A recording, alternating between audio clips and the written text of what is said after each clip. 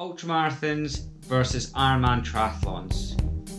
As someone that does both of these, I get asked a lot of questions, but the question I get asked most is which is hardest, the ultramarathon or the Ironman?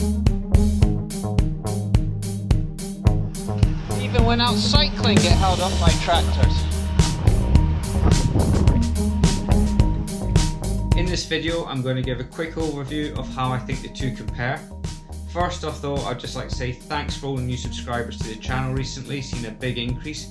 If you would like to keep track of my ultramarathon training vlogs, please do subscribe to the channel. I really appreciate all the support and feel free to comment. There's been a load of comments recently under my more recent videos, which has been great. I really enjoy reading them all and engaging with you guys. Now, getting onto the topic. Which is harder between an ultramarathon and an Ironman? Well, straight off I'm going to say it completely depends on the race, the distance of the ultramarathon, the elevation gain versus the Ironman or iron distance triathlon that you're doing. I have done some of the hardest iron distance triathlons in the world, such as Swissman in 2015, Keltman in 2017, and those ones involve more strenuous off-road runs. The bike legs are often longer or involve a lot of elevation compared to, say, a typical Ironman branded event. But I will say this, that when it comes to training, I believe that training for an Ironman is harder. So first off, I'm going to delve into that piece. The reason I believe that training for an Ironman is harder comes down to a number of elements. The first being you obviously have to train for 3 different disciplines. Training for the swim, the cycle and the run, trying to combine all of those elements and ensure you have a structured training plan, stay injury free, is quite difficult. And the other element that makes it harder is the amount of time it takes. When I've been training for an ultramarathon flat out, no other triathlon elements in that, the number of hours in a week I train is less. Even when that's a longer ultramarathon event or one with a lot more elevation, I still will be dedicating more hours to when I'm training for an iron distance triathlon.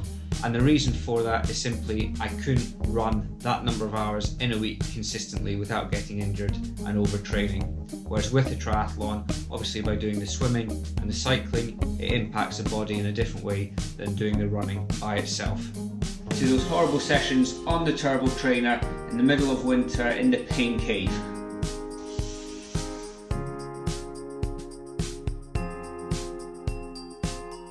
The other element that I think makes the triathlon harder to train for is that with a run, it's very simple. You can get your shoes on. If it's a longer run, you may have some hydration, carrying some food, but essentially you can leave from your front door and go out for a run.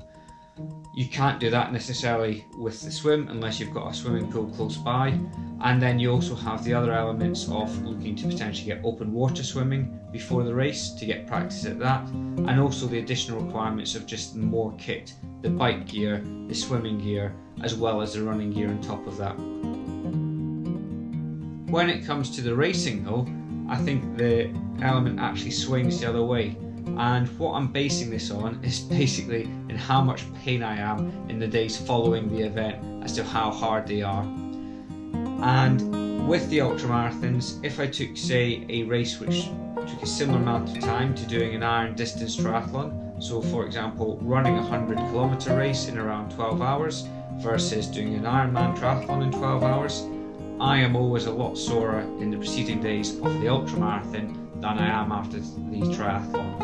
And the reason I believe that is obviously doing the 3 different events, the actual run element of that may only be around 3.5–4 hours for the marathon versus doing 12 hours continuously on your feet.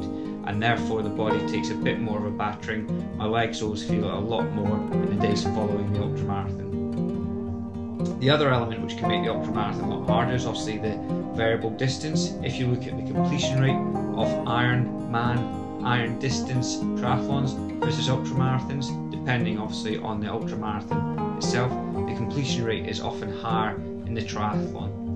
However, getting to the start line does take a lot of dedication in both events, but maybe more so in the triathlon element.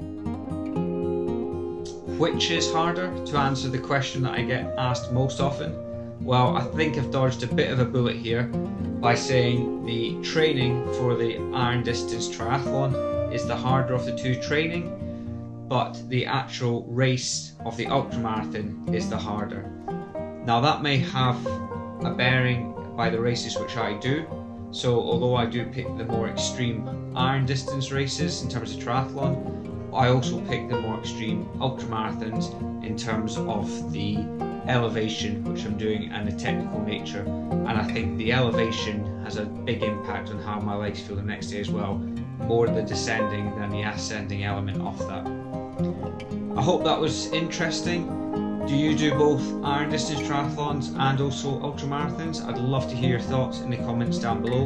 And as I mentioned at the start of the video, please do subscribe to the channel and show your support. I really appreciate everyone who's subscribed, and I really appreciate all the comments which I've been getting as well. I look forward to seeing what you've got to say and if you agree with my analysis.